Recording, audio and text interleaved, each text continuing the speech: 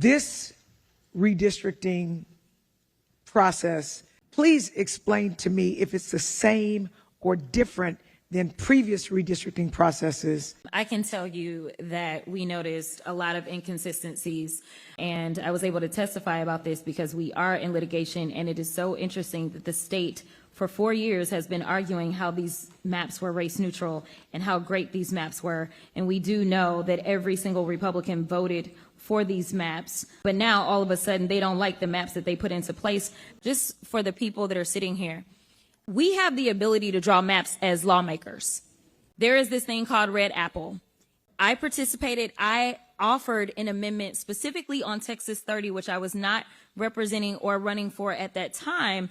So I had to pre-file with an amendment. And then ultimately, before I could actually bring the amendment on the floor, whoever these random people were in the room, I never got to go. I had to hand my amendment off to one of my colleagues from the Republican side. They then went to the people in the back somewhere. Then they came back out and told me whether or not I could actually present my amendment on the floor. We also know that they did what they're doing now, which is pretended as if they were going to draw some maps, but in actuality, somebody else is going to give them the maps. And then they had people testifying as if they were listening, but then there is no clear record for the courts about how people feel when they directly impact their districts, because they weren't given an opportunity to talk about the impact on their districts because they don't know the impacts. But they get to say that we did hear from them when you really didn't.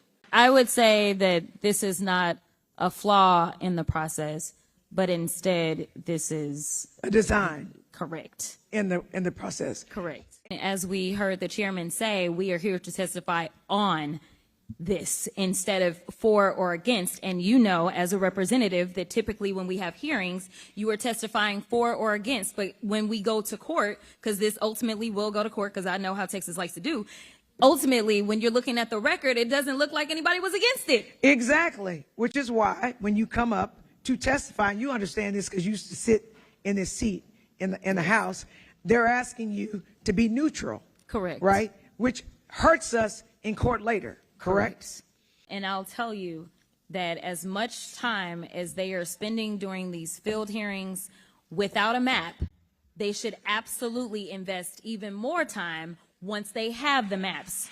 So the idea that they're going to minimize the amount of time that people have to speak on this and actually do less when they have more is a problem, and that should be something seen as irregular in this process as well.